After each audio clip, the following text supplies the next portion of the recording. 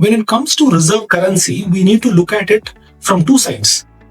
We normally look at it only from one angle, which is whether that currency holds value. And in this dialogue, people will normally say that, gold is the better option because it holds value in the long term. There are certain narratives that claim that Bitcoin or crypto is the future that can hold such value. But holding such value is just one part of what a currency is meant to do. There is another side to it, which is the ease and depth of transaction, the elasticity of transaction. This angle is usually missed out in the retail conversations. So today, let us look at the dollar from a different light.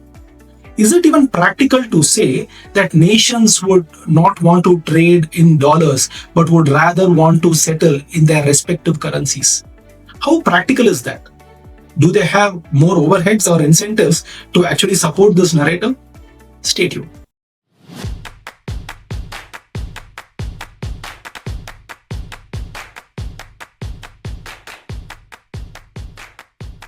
You hear the term de-dollarization everywhere, right? It sounds like this massive, inevitable shift in global power. But to really get what's going on, we're not going to stare at currency charts. Nope, we're gonna look at a factory. Yep, you heard me, a factory. And trust me, this one analogy is the key to unlocking the entire thing. Okay, so picture this factory in your head. It's not just any factory. It's this huge, sprawling operation that runs 24/7. It's conveyor belts, it's pipes, it's machinery. They connect the entire global economy. This factory is going to show us exactly why moving away from the US dollar is so much harder than it sounds. All right, let's step inside. Welcome to Section 1, the stainless steel factory. This is where our whole story really begins. So for decades, this factory has been churning out one thing and one thing only: stainless steel vessels. You know, pots, pans, tanks, you name it. But here, and this is the absolute crucial part, the factory itself, the machinery, the pipes, literally every last nut and bolt, is also made of stainless steel. It's the factory's operating system, baked into its very DNA. Then, one morning, management makes this huge announcement. They get on the intercom and declare a bold new strategy. We're done with stainless steel. From this day forward, we are a brass-only company. We're making brass vessels. On the surface, it just sounds like a change in what they're selling, right? Simple enough. And this is where we hit the most important distinction of all. See, changing the product is easy. You just announce it. You print new labels. But changing the factory? That means ripping out and rebuilding the entire infrastructure from the ground up. And that's a monumental, almost impossible job. So the press release goes out, the marketing materials all say brass, brass, brass. But what's the reality down on the factory floor? What's really happening when you look past that flashy announcement? Well, the announcement changes the label on the box. It changes what's being sold, for sure. But it does absolutely nothing to change the factory's core. The machinery is still stainless steel, the pipes, the bolts, the whole structural framework, it's all still stainless steel. You're just making brass products using a steel machine.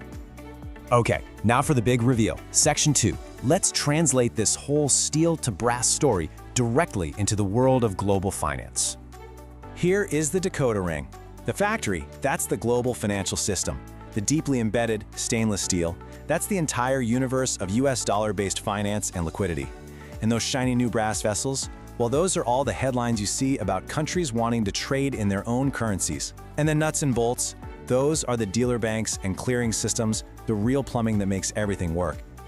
And this quote from the source material just nails it perfectly. When countries make these announcements, they are talking about the label on the invoice, not the plumbing behind the payment. All right, in Section 3, let's get our hands dirty and go inside that financial plumbing. We're going to use a real-world example to make this crystal clear. So here's our scenario. Tanzania wants to import $10 million worth of goods from India. And in a big move to bypass the dollar, both governments proudly announce they're going to settle this whole deal in their own local currencies. This is their big switch to brass moment. But right away, they hit a snag. A few snags, actually. The importer in Tanzania has shillings, but the exporter in India needs to get paid in rupees. Obvious, right? Well, the market to directly swap shillings for rupees is tiny. It's illiquid.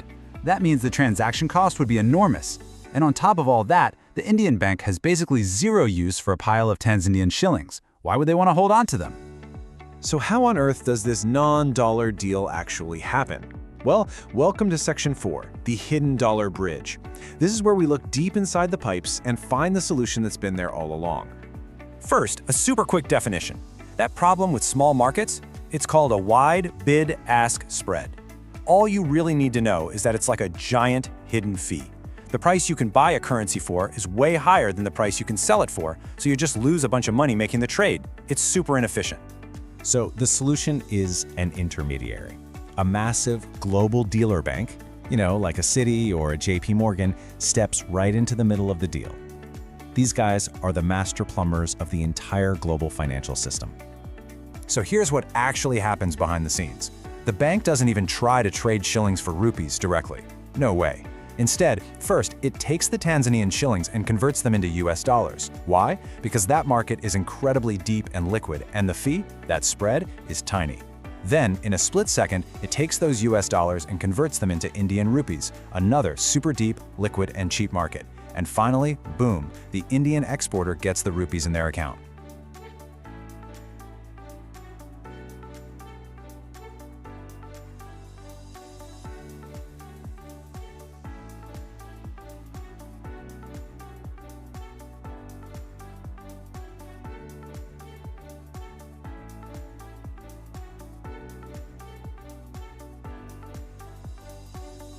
So get this, even though the invoice, the press release, everything on the surface said local currency settlement, the whole transaction was only possible because it secretly wrote on the US dollar as a bridge.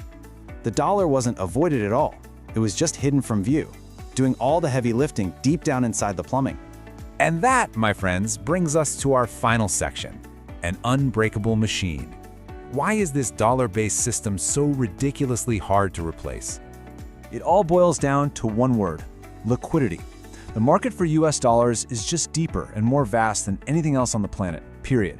And as you can see, that incredible depth means transaction costs, those bid-ask spreads we talked about, are the absolute lowest. It's simply the cheapest, fastest, most efficient vehicle for moving money around the world. These right here are the stainless steel nuts and bolts of the system.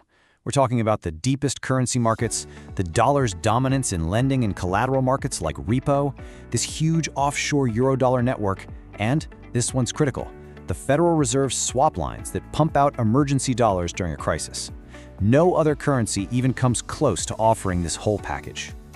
And this brings us right back to our factory. Replacing the dollar isn't about designing a cool new brass product. It's about rebuilding every single load-bearing nut and bolt of the financial system, all while the factory of the global economy is still running at full speed 24/7.